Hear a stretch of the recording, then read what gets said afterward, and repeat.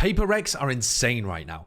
They look unstoppable and they're clear favourites for Champions Paris, something that we've never said before in the 5-year history of this team. If you remember my video about how T1 won back in Masters Bangkok, the Pacific teams have figured out how to fight opponents on site as they exec if possible, rather than ever letting them plant. And Paper Rex are masters of that, just like T1. They are quite happy boxing their opponents in at the choke points, but they'll also force full team fights in transitional areas around the map. At Masters Toronto, to win the tournament, they denied the spike plant 47% of the time on their defense rounds. So how do these teams, though, know where their opponents are going to end up? And even if they do know, how do they always get there in time? How do Paper Rex have all of their defenders in the right place to stop these plants? Well, some of it is good mid-round info, good reads, good anti-strats, but if you just focus on that standard stuff, I think you're missing a huge piece of the puzzle. Paper Rex, in particular, are excellent masters of disruption, fighting attackers on timings to slow them down and buy time for the rotates. It all comes down to the key relationship between speed and accuracy in TAC FPS games. You can't move while you're shooting, therefore you can't scale while you're challenged, like Kayak is here. Scaling is taking space that your utility or pressures created. It's all about moving forwards, getting through dangerous areas and to the good positions on site to plant and hold that space. And Paper Rex stops all of that. Even when Forsaken backs off here, Fnatic are still scared of him. Their plan to scale A main has been disrupted. And if you can disrupt a site exec with a couple of players and stop the attackers from scaling, you can beat them to the site with your defensive rotations. The difference between you trickling in your ranked games and Paper Rex disrupting is that they're really fast and really fucking good at the game, and you and your teammates are not. While you feed and barely slow down the attackers for 3 seconds, Paper Rex has taken down 2 with him, and Pac-Man's immediately there swinging through heaven to help, and he's slowed G2 down to a crawl for Jing and something to rotate in and finish things off. Now, most teams don't play like this. Most teams will try to use utility to slow down attackers. It's way less risky. The issue is that you have finite util to work with, and you need to save some for the retakes if you're most of these teams, and slowing with util gives you limited info on how many people are actually there. G2 in this scenario recognize the signs that NRG are trying to fast pop short, and they slow down the attackers with a Gravnet and a Fade ult.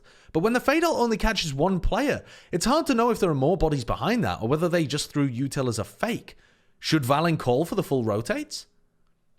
Fighting like Paper Rex means taking high risks, but creating a utility and information advantage.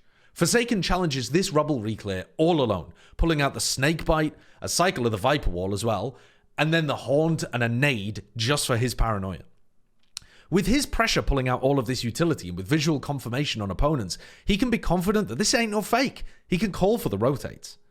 And when Paper Rex get the bodies close enough, the site anchor can pull the aggro while others flood in to fight at the choke points instead of letting all the attackers into the site. This lets them get bodies, defenders into team fights to equalize those numbers and stop the plants from happening. And even when you think you've created a safe avenue to get to the site against Paper Rex, they will still find ways of disturbing the plant and keeping the pressure on for rotates to get there. You will never get a safe plant and a clean Valo plant post plant against Paper Rex. They will constantly be spamming, constantly be swinging, and forcing you to defend the space that you've just gained while reinforcements arrive. And because of all of this pressure, Paper Rex also conditions their opponents to use up tons of utility to scale. Utility is noisy. It gives Paper Rex information on rough player positions, and it allows Paper Rex to save their util to refight, or sometimes to play full retake for sites with util advantage if the site exec is too overwhelming to stop, but they don't do that often. And as a bonus, when you challenge utility combos, you often find that it has gaps. If you never try to disrespect, you never even find these kind of flaws. When it all comes together, you get quintessential Paper Rex rounds like this that are just magic to watch. It's map 4 of the Grand Finals at Masters Toronto, and round 5 of Lotus is what we're going to look at here. The ult status is clear. What Boaster wants to call is to try to take a little bit of A space and get onto A with these big ultimates. And if that fails, try to pivot back into a B exec. This turret's going to try to hold space the entire time, and Alpha's job is to push them back from Mound so that they deny them info and give them an option to pivot into B. So you can't die early, you need to make sure that that doesn't happen, and you need to get into position to use these ults. Now, taking things from the other perspective, what Paper Rex want to do is get info, find out where these guys are, where they're ending, and then they want to try to force out these ultimates early so that they can repop back in with their own ults. So having said that, let's take a look at what happens here. Fnatic are cautious over towards A because, again, they don't want to get caught in a big rubble fight and die early. And Alpha is going to try to control Mound and deny info. So he's got his Outlaw set up, plenty of players with light armor. But as he shoots twice, look at the risk that something immediately takes. He instantly walks back out into Mound, and now he has full Mound information. He couldn't have been punished by Alpha, because Alpha's already shot twice with the Outlaw. But if there was anybody else there, something could have died easily, right? But there's the risk that's taken. Alpha then doesn't take the risk of fully clearing out Mound again, and in the meantime, put your attention over towards Patman, who fully clears out the front of B main. So now they have good info C, good info that there's no early B lurk, so they've got to be over towards A. Early paranoia and Odin spam makes it feel like PaperX are playing really far up, and this is going to bait out Fnatic's ults early on. So instead of taking tree for free, this ult gets popped to try to catch a player in tree. He's not there. He's already left. This entire thing was a ruse, trying to condition you that PaperX are going to fight, but in big rounds like this, giving up that space and baiting you into using your ultimates too early on. This Vice Util also snarls up everybody else. Crashies gets blocked by it, so he can't scale. Then, Devi, who we're going to watch over here, is going to swing to try to slow down Boaster, Chronicle, and Alpha scaling too. So you've got Vice Utility stopping the scaling through tree, and you've got the Vice themselves stopping the scaling on the other side. And what that does is that it means that only Boaster can help support Kayak. So there's the swing that comes through from Devi. Devi goes one-on-one in this situation, kills Chronicle, dies to Alpha, but he's also done his job of slowing down people who would otherwise be scaling. So now the only people that have actually got into the site are Kayak and Boaster. Kayak has been owned because he popped his ult too early and took a bunch of damage from the Thorns. And Boaster's now just completely isolated and an easy pick-off. Jing pops his ultimate, stops anybody else who might be coming in, and they found themselves in a 4v2. As Fnatic tried to pivot into that B hit, something is there, has tons of space because the team has slowed him down.